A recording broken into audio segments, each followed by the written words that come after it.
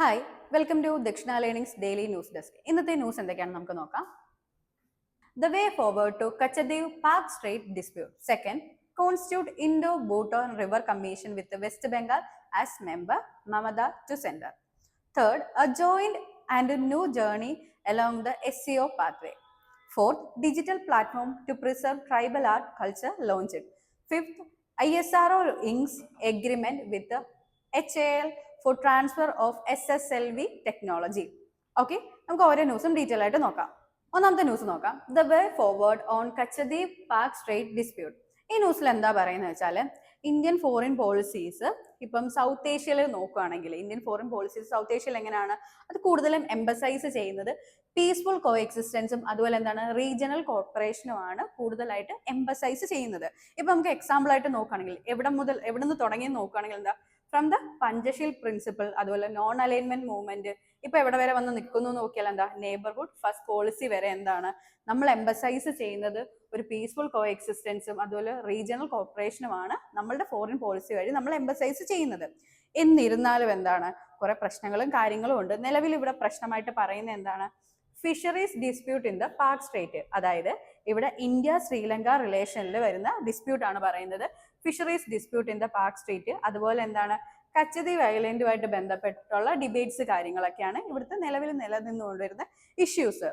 Recent ആയിട്ട് ഏപ്രിലില് prime minister Colombo visit ചെയ്തു.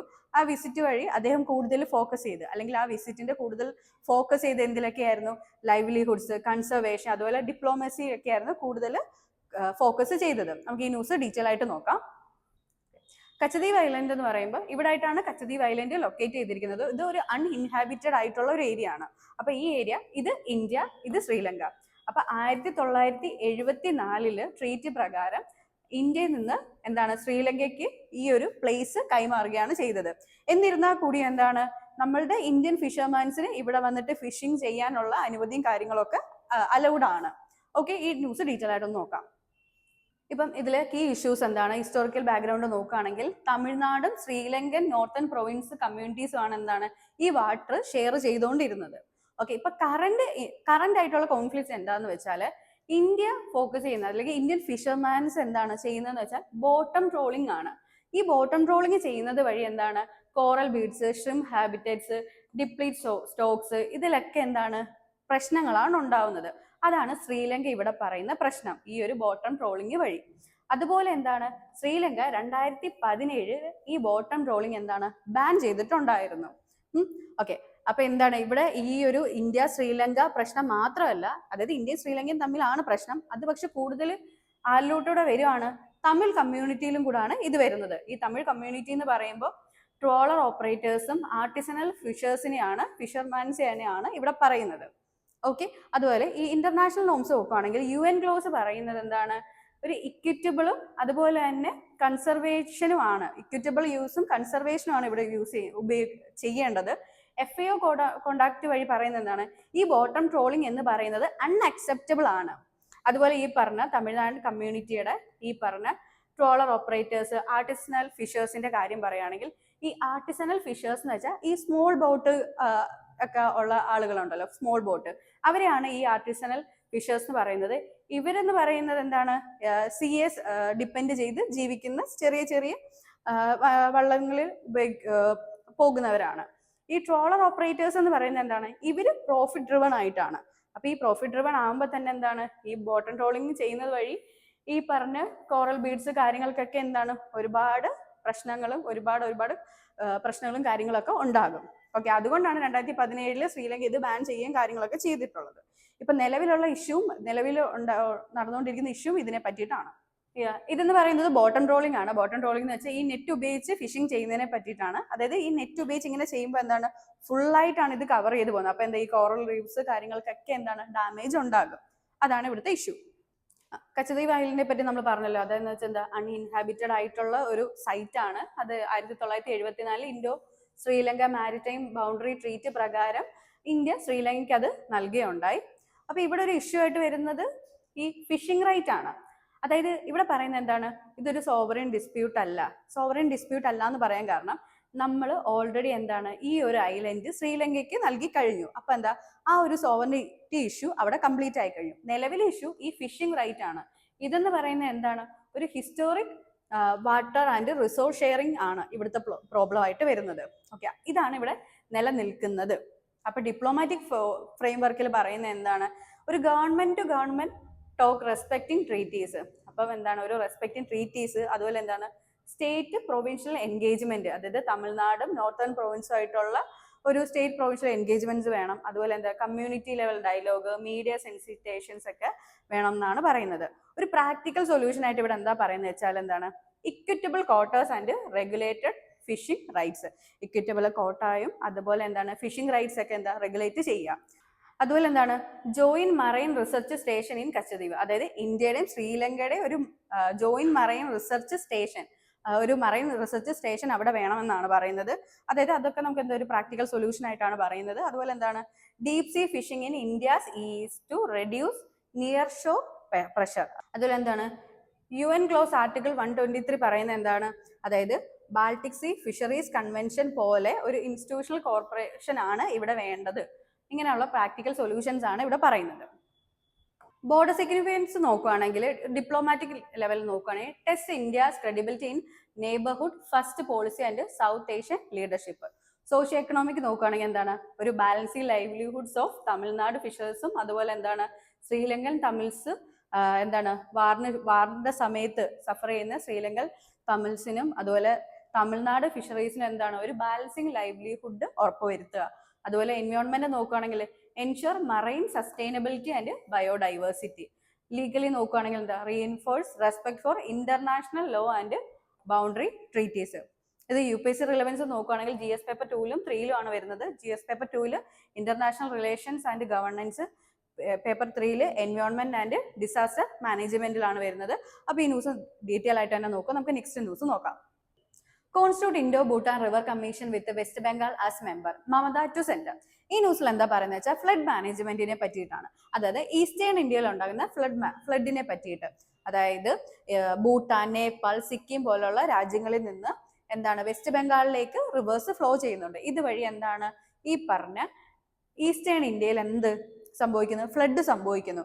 അപ്പൊ ഇതൊരു കൺസേൺ ആയിട്ടാണ് ഈ ഒരു ന്യൂസിൽ പറയുന്നത്. അതായത് മമതാ ബാനർജി CM എന്താണ് പറഞ്ഞത്, ഒരു ഇൻഡോ ഭൂട്ടാൻ റിവർ കമ്മീഷൻ വേണം. അതെന്താണ് അതിൽ ഹൈലൈറ്റ് ചെയ്തേക്കുന്നത് എന്താണ്, ഈ ഒരു നോർത്ത് സൗത്ത് ബംഗാളിൽ ഉണ്ടാകുന്ന ഫ്ലഡ് കൺസേണിനെ പറ്റിയിട്ടാണ് പറയുന്നത്. നമുക്ക് ഈ ന്യൂസ് ഡീറ്റെയിൽ ആയിട്ട് നോക്കാം. ഈ പറഞ്ഞ ടീസ്റ്റ, സങ്കോഷ് റിവേഴ്സ് ഒക്കെ എന്താണ് ഇങ്ങോട്ടേക്കാണ് ഫ്ലോ ചെയ്യുന്നത്. കീ പോയിന്റ്സ് നോക്കുകയാണെങ്കിൽ demand for Indo Bhutan river commission, അതായത് മമതാ ബാനർജി ഒരു ഇൻഡോ ഭൂട്ടാൻ റിവർ കമ്മീഷൻ ആണ് ഇവിടെ ഡിമാൻഡ് ചെയ്യുന്നത്. ഇത് ഭൂട്ടാനിൽ നിന്നുള്ള റിവർ ആണ് സങ്കോഷ് എന്ന് പറയുന്നത്, റിവർ സങ്കോഷ്. ഇത് എങ്ങോട്ടേക്കാണ് ഒഴുകുന്നത്, ഇന്ത്യയിലേക്ക് ആണ് ഒഴുകുന്നത്. ജയാൽപൂർ ഗുരി അതുപോലെ അലിപ്പൂർ ദ്വാർ ഡിസ്ട്രിക്ട്, ഈ രണ്ട് ഡിസ്ട്രിക്റ്റിലേക്കാണ് ഇത് ഒഴുകുന്നത്. ഇതൊക്കെ എന്താണ് ഫ്ലഡ് ആണ് ഇവിടെ ഉണ്ടാകുന്നത് ഈ ഒരു റിവറിന്റെ ഫ്ലോ ഒക്കെ കൊണ്ട്. അപ്പൊ സെന്ററിന്റെ പൊസിഷൻ എന്താന്ന് വെച്ചാൽ എന്താണ്, മിനിസ്ട്രി ഓഫ് ജൽശക്തി എന്താണ് clarified in parliament that no such proposal is under consideration. ഇങ്ങനെയുള്ള ഒരു പ്രപ്പോസലും എന്താണ് കൺസിഡർ ചെയ്യുന്നില്ല എന്ന് ജൽശക്തി മിനിസ്ട്രി ക്ലാരിഫൈ ചെയ്തു. അപ്പോൾ അതിൽ എന്താ എക്സിസ്റ്റിംഗ് കോപ്പറേഷൻ മെക്കാനിസം നോക്കുകയാണെങ്കിൽ ഇന്ത്യയും ഭൂട്ടാനും തമ്മിലുള്ള എക്സിസ്റ്റിംഗ് കോപ്പറേഷൻ മെക്കാനിസം നോക്കുകയാണെങ്കിൽ joint group of expert, joint technical team on flood management, joint expert team on flood forecasting ഒക്കെ നിലവിലുണ്ട്. പക്ഷെ എന്നിരുന്നാൽ പോലും എന്താണ് ഈ പറഞ്ഞ ഫ്ലഡും കാര്യങ്ങളും ഒക്കെ ഇപ്പോഴും കണ്ടിന്യൂ ചെയ്യുകയാണ്. അതുകൊണ്ട് ബുദ്ധിമുട്ടുകളാണ് ഉണ്ടാകുന്നത്. These meet regularly to discuss issues related to transboundary rivers. Flood risk in ബംഗാളിൽ നോക്കുകയാണെങ്കിൽ എന്താണ് northern Bengal faces threat from എന്താണ് ഭൂട്ടാനീസ്, നേപ്പാൾ റിവർ, ടീസ്റ്റ, അതായത് സിക്കിമിൽ നിന്നുള്ള ഇവിടെ നിന്നൊക്കെയുള്ള എന്താണ് റിവറിന്റെ ഫ്ലോ കൊണ്ടുള്ള ഫ്ലഡ് ഒക്കെ ഇവിടെ അനുഭവപ്പെടുന്നുണ്ട്. ഇപ്പൊ സൗത്ത് ബംഗാളിൽ എന്താണ് ദാമോദർ വാലി കോർപ്പറേഷൻ എന്താണ് ഈ റിസർവോയർ ഒക്കെ റിലീസ് ചെയ്യുന്നത്, എന്തത് ഓപ്പൺ ആക്കുന്നത് കൊണ്ടെന്ന് അവിടുത്തെ വെള്ളവും വരുവാണ്. അപ്പൊ എന്താണ് സൗത്ത് ബംഗാളിലും ഈ പറഞ്ഞ പോലെയുള്ളത് ഫ്ലഡ് കാര്യങ്ങളൊക്കെ ഉണ്ടാകുകയാണ്. ഇതിനെ CM എന്താണ് പറഞ്ഞത്, മാൻമെയ്ഡ് ഫ്ലഡ് ആയിട്ടാണ് പറയുന്നത്. ഓക്കെ, അതുപോലെ എന്താണ് terrain of Bengal describes are boat shaped. അതെന്താ ബോട്ട് ഷേപ്ഡ് ആണ് ബംഗാൾ ടെറൈൻ എന്ന് പറയുന്നത്. അതുകൊണ്ട് തന്നെ എന്താ vulnerable to excess inflows from Ganga and tributaries. Political and economic angle നോക്കുകയാണെങ്കിൽ criticism of union budget allocation. അതായത് യൂണിയൻ ബഡ്ജറ്റ് അലോക്കേഷനെയാണ് ഇവിടെ ക്രിട്ടിസൈസ് ചെയ്യുന്നത്. അതായത് ഒരു ചെറിയ കാശ് പോലും, ഒരു സിംഗിൾ പൈസ പോലും തന്നിട്ടില്ല എന്നാണ് പറയുന്നത്. ഈ ഫ്ലഡ് ഇഷ്യൂ ഒക്കെ സോൾവ് ചെയ്യാൻ വേണ്ടിയിട്ട് യൂണിയൻ ബഡ്ജറ്റിന്റെ ഭാഗത്തുനിന്ന് ഒന്നും കിട്ടിയിട്ടില്ല എന്നാണ് പറയുന്നത്. എന്നാൽ എന്താണ്, ആസാമിന് വേണ്ട ആവശ്യത്തിനുള്ള ഫണ്ടുകൾ കാര്യങ്ങളും കൊടുത്തിട്ടുണ്ടെന്നും പറയുന്നുണ്ട്.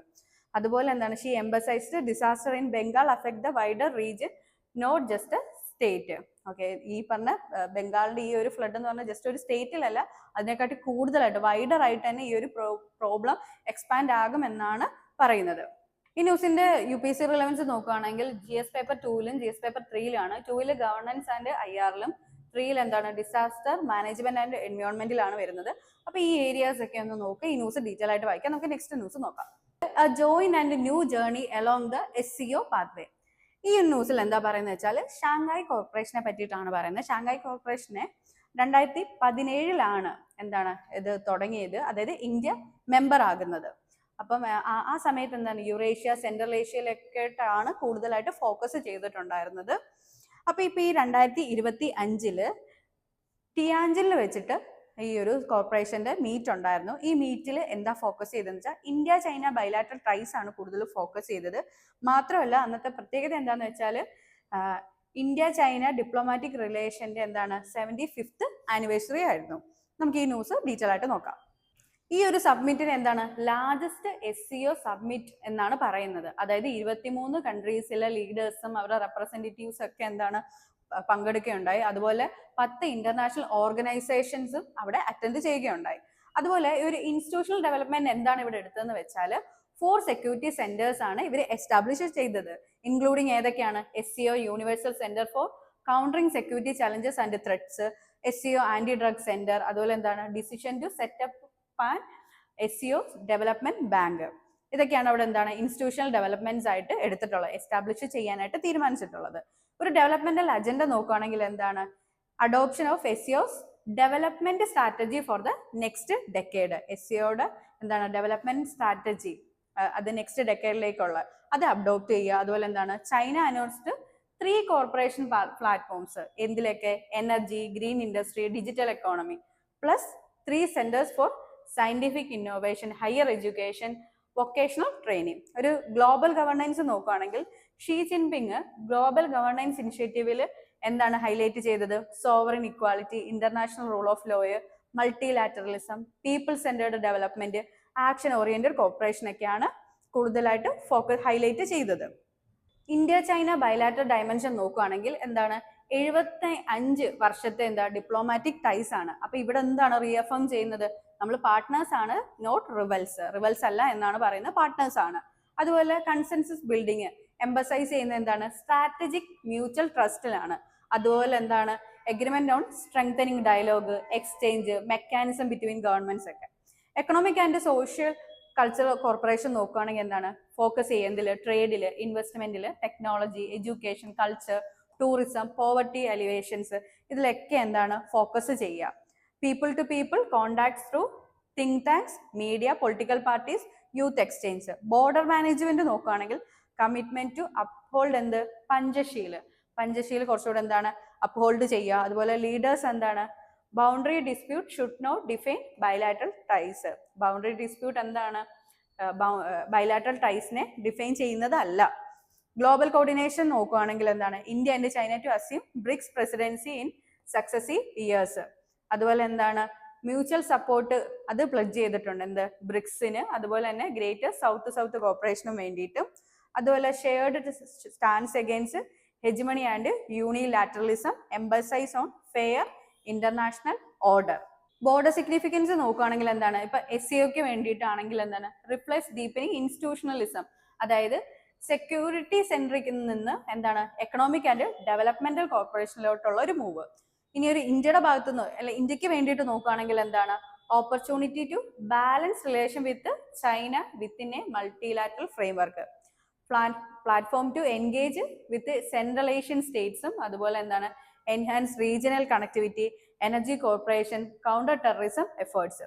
ഇന്ത്യ ചൈന റിലേഷനിൽ അതിൽ നോക്കുകയാണെങ്കിൽ അതായത് ഇന്ത്യ ചൈന റിലേഷന് വേണ്ടിയിട്ട് നോക്കുകയാണെങ്കിൽ the summit attempt to revive trust. Trust വീണ്ടും റിവൈവ് ചെയ്യുക. ഓക്കെ, അതായത് പോസ്റ്റ് ഗാൽവാൻ അതുപോലെ ബോർഡർ ഇഷ്യൂസ് ഒക്കെ ഉണ്ടായിരുന്നല്ലോ. അപ്പൊ അതിനുശേഷമുള്ള ഇത് ട്രസ്റ്റ് ഗെയിൻ ചെയ്യുക എന്നുള്ളത്, റിവൈവ് ചെയ്യുക. എന്നിരുന്നാലും എന്താണ്, ബോർഡർ ഇഷ്യൂ ഒക്കെ റിമെയിൻ ചെയ്യാണ്, അതൊരു കോർ ഒബ്സ്റ്റക്കിൾ തന്നെയാണെന്നും ആണ് പറയുന്നത്. ഇനി ഗ്ലോബൽ സൗത്ത് നോക്കുകയാണെങ്കിൽ രണ്ട് നേഷൻസും എന്താണ്, ഗ്ലോബൽ സൗത്തിന്റെ എന്താണ് ലീഡേഴ്സ് ആയിട്ടാണ് പറയുന്നത്. അതുപോലെ എന്താണ് എംബസൈസ് ചെയ്യുന്നത്, global governance and resisting hegemony. Okay, UPSC relevance നോക്കുകയാണെങ്കിൽ GS paper 2 GS paper 3 GS paper 2 international relations, GS paper 3 economic development and security. അപ്പൊ ഈ പോർഷൻസ് ഒക്കെ നോക്കുക, ഈ ന്യൂസ് ഡീറ്റെയിൽ ആയിട്ട് വായിക്കുക. നമുക്ക് അടുത്ത ന്യൂസ് നോക്കാം. Digital platform to preserve tribal art culture launch. ഈ ന്യൂസിൽ എന്താ പറയുന്നത് വെച്ചാൽ നമ്മുടെ ട്രൈബൽ കൾച്ചർ, അവരുടെ ആർട്ട് ഫോംസ്, അവരുടെ ട്രഡീഷൻസ് കാര്യങ്ങളെ പറ്റിയിട്ടാണ്. അവരുടെ എന്താണ് ഈ പറഞ്ഞ ട്രഡീഷൻസ് ആയാലും കസ്റ്റംസ് ഒക്കെ എന്താണ് യുണീക്ക് ആണ്. പക്ഷെ എന്നിരുന്നാൽ പോലും എന്താണ് അവരെ ഒരുപാട് നെഗ്ലക്ട് ചെയ്യുന്നുണ്ട്. ഒരു പല ഇഷ്യൂസ് എന്താണ് ഫേസ് ചെയ്യുന്നുണ്ട്. അപ്പൊ ഇതൊന്ന് മാറ്റാനായിട്ട് എന്ത്, union ministry of tribal affairs ഒരു ഡിജിറ്റൽ ഇനിഷ്യേറ്റീവ്, ഒരു ബേറ്റ വേർഷൻ ഓഫ് ആദി സംസ്കൃതി എന്ന് പറഞ്ഞിട്ട് ഒരു ഡിജിറ്റൽ ഇനിഷ്യേറ്റീവ് ആണ് ലോഞ്ച് ചെയ്തിരിക്കുന്നത്. ഇത് എന്തിനു വേണ്ടിയിട്ടാണ്, preserve, promote main stream tribal culture and livelihoods. അതായത് ഇവരുടെ ഈ കൾച്ചറും ഇവരുടെ ഈ ട്രഡീഷനും കാര്യങ്ങളൊക്കെ പ്രിസർവ് ചെയ്യാൻ വേണ്ടിയിട്ടുള്ള ഒരു ഡിജിറ്റൽ ഇനിഷ്യേറ്റീവ് ആണ്. എന്താണ് ഈ ആദി സംസ്കൃതി പ്ലാറ്റ്ഫോമിന്റെ വിഷൻ എന്താന്ന് വെച്ചാൽ എന്താണ്, world's first digital university for tribal knowledge and heritage. Objective എന്താണ്, പ്രിസർവേഷൻ, പ്രൊമോഷൻ, അതുപോലെ dissemination of tribal culture, art forms, traditional knowledge system through എങ്ങനെ, ഡിജിറ്റൽ മീഡിയം വഴി. ഓക്കെ, ഡിജിറ്റൽ മീഡിയം വഴിയിട്ട് ഇവരുടെ culture, art forms, traditional dance ഒക്കെ എന്താണ് preserve ചെയ്യുക, അല്ലെങ്കിൽ അത് പ്രൊമോട്ട് ചെയ്യുക എന്നുള്ളതാണ്. ഇതിൽ 3 മേജർ കമ്പോണൻസ് എന്താന്ന് വെച്ചാൽ, ആദ്യ വിശ്വവിദ്യാലയ ഡിജിറ്റൽ ട്രൈബൽ ആർട്ട് അക്കാഡമി ആണ്. അതായത് എന്താണ്, virtual learning and knowledge sharing platform for tribal art and culture. രണ്ടാമത് എന്താണ്, ആദി സമ്പാദ, അതായത് സോഷ്യൽ കൾച്ചർ റെപ്പോസിറ്ററി. ഇതെന്ന് വെച്ചാൽ ഡിജിറ്റൽ അർച്ചീവ് ആണ് ടു ഡോക്യുമെന്റ് ട്രൈബൽ ട്രഡീഷന്, heritage, practice, folklore, knowledge system ഒക്കെ. Aadi Haat digital marketplace, അതായത് ഇ-കൊമേഴ്സ് ആണ്. അതായത് എല്ലാം ഡിജിറ്റൽ ആയിട്ട് ഇ-കൊമേഴ്സ് ആണ്. പ്രൊവൈഡ് മാർക്കറ്റ് ആക്സസ് ഫോർ എന്ത്, products made by tribal artisans, helping them integrate with digital and global market. അതായത് ഈ ഒരു 3 പ്രധാനപ്പെട്ട കമ്പോണൻസ് ആണ് ഈ ഒരു പ്ലാറ്റ്ഫോം വഴി ഉദ്ദേശിക്കുന്നത്. അവരുടെ കൾച്ചർ, അവരുടെ ആർട്ട് ഫോംസ്, അവരുടെ ഹാൻഡിക്രാഫ്റ്റ്സ് കാര്യങ്ങളെല്ലാം എന്താണ് ഡിജിറ്റൽ വഴി പ്രൊമോട്ട് ചെയ്യുക. അത് എഡ്യൂക്കേഷണൽ പർപ്പസിന് വേണ്ടിയിട്ട് യൂസ് ചെയ്യുക, മാർക്കറ്റിന് വേണ്ടി യൂസ് ചെയ്യുക, അതായത് ഇ-കൊമേഴ്സ് എൻകറേജ് ചെയ്യുക ഒക്കെയാണ് ഇവിടെ പറയുന്നത്. ബോർഡർ സിഗ്നിഫിക്കൻസ് നോക്കുകയാണെങ്കിൽ, കൾച്ചർ ആസ്പെക്റ്റിൽ നോക്കുകയാണെങ്കിൽ digital preservation of intangible tribal heritage, അതുപോലെ എന്താണ് ensuring intergenerational transfer of knowledge. Economic ആസ്പെക്റ്റിൽ പ്രൊവൈഡ്സ് എന്താണ്, ആർട്ടിസൻസ് ഡയറക്റ്റ് ഡിജിറ്റൽ മാർക്കറ്റ്. ഈ ഡയറക്റ്റ് ഡിജിറ്റൽ മാർക്കറ്റ് വരുമ്പോൾ എന്താണ്, ഈ മിഡിൽ മെന്നിനെയൊക്കെ നമുക്ക് എന്താണ് റെഡ്യൂസ് ചെയ്യാനായിട്ട് പറ്റും. അപ്പൊ എഡ്യൂക്കേഷൻ ആസ്പെക്ട് നോക്കുകയാണെങ്കിൽ എന്താ, act as a repository for students, research, policy makers studying tribal communities. Governance നോക്കുകയാണെങ്കിൽ promotes digital India and Atmanirbhar Bharat by empowering marginalised communities. Social inclusion നോക്കുകയാണെങ്കിൽ recognise and integrate tribal knowledge into mainstream narratives, reducing alienation. Okay, ഈ news UPSC റിലവൻസിൽ നോക്കുകയാണെങ്കിൽ GS paper 1, 2, 3 വരുന്നത്. Paper 1 India heritage and culture, paper 2 എന്താണ് governance and social justice, paper 3 economy and technology. Okay, ഈ news detail ആയിട്ട് വായിക്കുക, അതുപോലെ ഈ പോർഷൻസ് ഒക്കെ നോക്കുക. ഓക്കെ, ലാസ്റ്റ് ന്യൂസ് നോക്കാം. ISRO inks agreement with HAL for transfer of SSLV technology. ഈ ന്യൂസിൽ എന്താ പറയുന്നത് വെച്ചാൽ 2020 വരെ എന്താണ്, അല്ലെങ്കിൽ 2020 വരെ സ്റ്റേറ്റ് ഡോമിനേറ്റഡ് ആയിട്ടായിരുന്നു. അതായത് പ്രൈവറ്റ് പാർട്ടിസിപ്പേഷൻ ഒന്നും ഇതിൽ ഇൻക്ലൂഡഡ് അല്ലായിരുന്നു. അതിനുശേഷം എന്താണ്, പ്രൈവറ്റിനെയും കൂടെ ഇവിടെ പാർട്ടിസിപ്പേറ്റ് ചെയ്യാന്നൊരു തീരുമാനത്തിലേക്ക് വരുന്നു. ആ ഒരു ഇൻഡസ്ട്രി പാർട്ടിസിപ്പേഷൻ ഫെസിലിറ്റേറ്റ് ചെയ്യാനായിട്ട് ഇൻസ്പേസും NSIL, ഇൻസ്പേസ് എന്ന് വെച്ചാൽ India National Space Promotion and Authorisation സെന്ററും New Space India Limited NSIL ഇവരുടെ ഒരു പാർട്ടിസിപ്പേഷൻ എന്ന് വെച്ചാൽ അതൊരു വലുതായിരുന്നു. ഓക്കെ, മാത്രമല്ല ഇപ്പൊ നോക്കുകയാണെങ്കിൽ എന്താണ്, ഇപ്പം ഇസ്രോയും അതുപോലെ ഹിന്ദുസ്ഥാൻ എയറോനോട്ടിക്കൽ ലിമിറ്റഡും ചേർന്നിട്ട് ഒരു സ്മോൾ സാറ്റലൈറ്റ് ലോഞ്ച് വെഹിക്കിൾ എന്താണ് ഇൻട്രൊഡ്യൂസ് ചെയ്യുകയാണ്.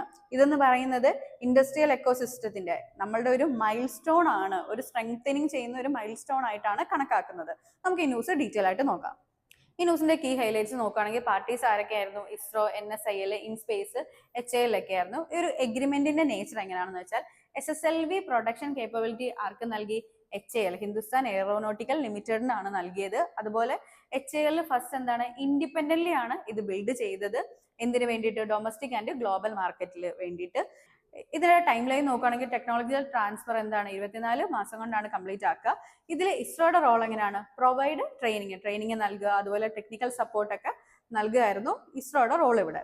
അതുപോലെ എന്താണ് ഇവിടുത്തെ സിഗ്നിഫിക്കൻസ് നോക്കുകയാണെങ്കിൽ ഇൻസ്പേസ് ഫെസിലിറ്റേറ്റ് ചെയ്തിട്ടുള്ള 100ാമത്തെ ടെക്നോളജിക്കൽ ട്രാൻസ്ഫർ എഗ്രിമെന്റ് ആണ് ഇത്. Okay, strategic and economic importance നോക്കുകയാണെങ്കിൽ എന്താ? ഇപ്പൊ സ്പേസ് എക്കോണമി നോക്കുകയാണെങ്കിൽ SSLV വിൽ എനബിൾ എന്താണ്? കോസ്റ്റ് കോമ്പറ്റീറ്റീവ് ആണ്, റെഗുലർ ലോഞ്ചസ് ആണ് എന്ത്? ഫോർ സ്മോൾ സാറ്റലൈറ്റ്സിന് വേണ്ടിയിട്ട്. അതുപോലെ റാപ്പിഡ്ലി ഗ്രോയിങ് ഗ്ലോബൽ മാർക്കറ്റിൽ കോസ്റ്റ് കോമ്പറ്റീറ്റീവ് റെഗുലർ ലോഞ്ചസ് ആണ് സ്മോൾ സാറ്റലൈറ്റ്സിന് വേണ്ടിയിട്ട്. സെൽഫ് റിലയൻസ് നോക്കുകയാണെങ്കിൽ എന്താണ്? റെഡ്യൂസ് ഡിപ്പെൻഡൻസ്, അതായത് ഫോറിൻ ലോഞ്ച് പ്രൊവൈഡേഴ്സിനെ ഒക്കെ എന്താണ് ഡിപ്പെൻഡ് ചെയ്യുന്നത് കുറയ്ക്കാനായിട്ട് പറ്റും. അതുപോലെ എന്താണ്? സപ്പോർട്ട് ആത്മനിർഭർ ഭാരത്. അതിൽ ഇൻഡസ്ട്രിയൽ പാർട്ടിസിപ്പേഷൻ നോക്കുകയാണെങ്കിൽ ഹിന്ദുസ്ഥാൻ എയറോനോട്ടിക്കൽ ലിമിറ്റഡ്സിന്റെ എൻട്രി എന്താണ്? Strengthens the role of Indian industry in space mission and commercial satellite launches. Geopolitical leverage നോക്കുകയാണെങ്കിൽ എന്താണ്? Enhance India's position as a global player in affordable satellite launch services. Technology diffusion നോക്കുകയാണെങ്കിൽ facilitates a public private partnership model, ഒരു PPP മോഡലിൽ boosting എന്താണ്? ഇന്നോവേഷനും അതുപോലെ തന്നെ job ക്രിയേഷനുമാണ് എന്താണ് ബൂസ്റ്റ് ചെയ്യുന്നത്. ഈ news GS paper 3 science and technology എക്കോണമിയിലാണ് വരുന്നത്. ഈ പറഞ്ഞ പോർഷൻസിലാണ് വരുന്നത്. അപ്പൊ ഈ ന്യൂസുകളെല്ലാം ഡീറ്റെയിൽ ആയിട്ട് വായിക്കുക, അതുപോലെ ഈ പോർഷൻസ് ഒക്കെ നോക്കുക. Okay, thank you.